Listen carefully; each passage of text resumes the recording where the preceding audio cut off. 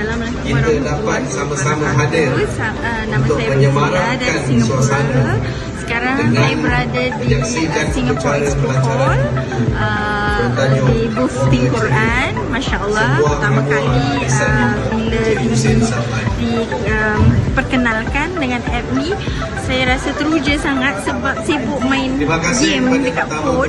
So bila dapat app ni rasanya lebih berfaedah. Dan saya dulu mengikuti kelas bahasa Arab, tapi drop out setengah jalan.